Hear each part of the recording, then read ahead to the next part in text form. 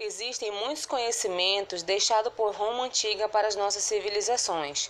Entre elas podemos mencionar as línguas, o direito romano, a arquitetura, as artes, os números romanos e a Igreja Católica. Línguas. As línguas românicas são a continuação do latim vulgar, o popular dialeto do latim falado pelos soldados, colonos e mercadores do Império Romano, que se distinguia da forma clássica da língua falada pelas classes superiores romanas, a forma em que a língua era geralmente escrita. De seu latim derivaram outras línguas como português, francês, espanhol, romeno e o italiano. Direito romano. Uma notável contribuição romana à cultura ocidental ocorreu no campo do direito. De fato, o direito romano permanece até hoje entre os fundamentos do direito contemporâneo. Como quase tudo em Roma, as leis surgiram para dar uma solução prática aos problemas criados pelas lutas entre os grupos sociais e pelas guerras de conquistas. Afinal, Roma dominava um vasto e variado mosaico de povos unidos por vínculos econômicos, políticos e culturais. Criar normas jurídicas que permitissem a coexistência de tão diferentes costumes e tradições era uma necessidade. O direito romano desenvolveu-se gradualmente, tendo como ponto de partida a Lei das 12 Tábuas. O direito compõe-se de 3 grandes ramos: o direito civil, o direito internacional e o direito público.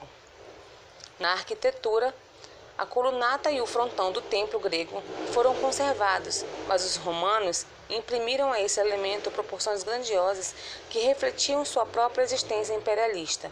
Ao mesmo tempo, introduziram novos elementos arquitetônicos, como o arco redondo e a cúpula.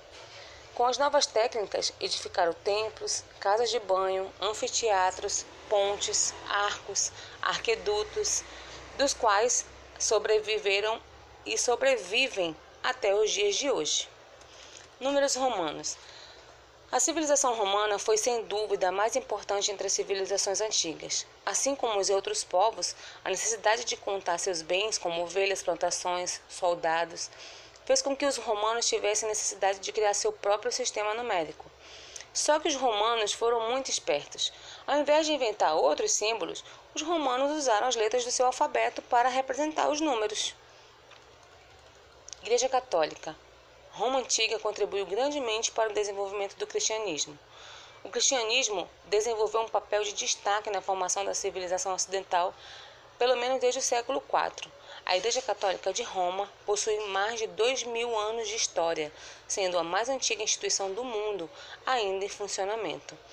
A sua história é integrante à história do cristianismo e à história da civilização ocidental. A arte.